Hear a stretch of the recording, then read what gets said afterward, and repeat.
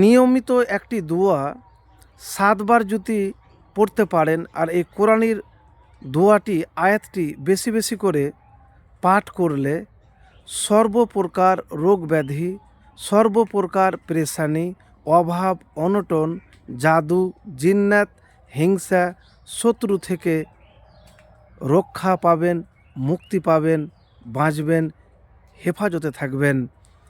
প্রিয় ভাইরা আমার, যে দোয়ার কথা বলবো এই দোয়া রসুলুল্লাহ সাল্লাল্লাহু আলাইহি ওয়াসাল্লাম নিজে পাঠ করতেন। আপনি যদি এই দোয়াটি আল্লাহর উপর ভরসা রেখে পাঠ করতে পারেন তাহলে ইনশাআল্লাহ আপনার জীবনে যে সমস্যায় থাকুক না কেন, অভাব ঋণের মধ্যে পড়ে রয়েছেন, ঋণ কোনো মতেই শোধ করার রাস্তা পাচ্ছেন না বা অক্ষম, তো এই আমলটি করুন। এই দোয়াটি বেশি বেশি করে পাঠ করুন, 7 বার বা যতবার আপনি পারবেন।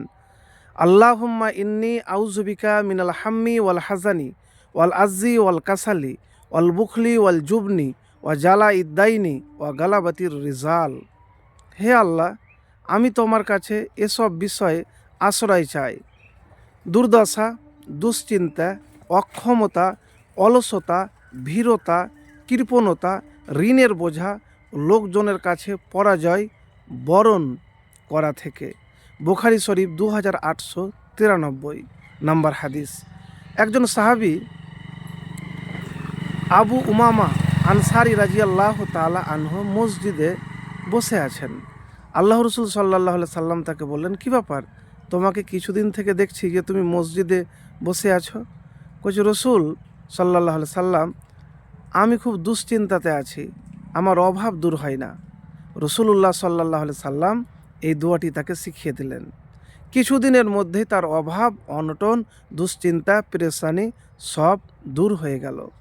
তো প্রিয় ভাই আমার, আমলটি অবশ্যই আল্লাহর প্রতি ভরসা রেখে করবেন, একবার করে দেখেন। আর দুরুদ শরীফ অবশ্যই পাঠ করবেন। কোন দুরুদ? যে দুরুদ নামাজের মধ্যে পড়েন। আর যে কোনো কঠিন রোগ হোক না কেন, রব্বি আন্নি মাসানিয়া জুররু ও আন্তা আরহামুর রাহিমিন বেশি বেশি করে পাঠ করুন। দেখবেন রোগ থেকে দ্রুত মুক্তি পাবেন। তো প্রিয় ভাইরা আমার, এই আমল একবার করে দেখুন।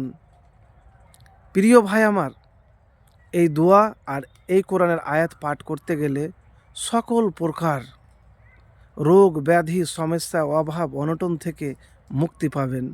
তো আমল করার আগে শর্ত রয়েছে, আপনাকে আল্লাহওয়ালা মুত্তাকি হতে হবে, সমস্ত পাপাচার থেকে দূরে থাকতে হবে, হারাম অবৈধ ইনকাম রোজগার সমস্ত কিছু থেকে আপনাকে বাঁচতে হবে এবং আপনাকে পুরনো আল্লাহর প্রতি ভরসা রাখতে হবে।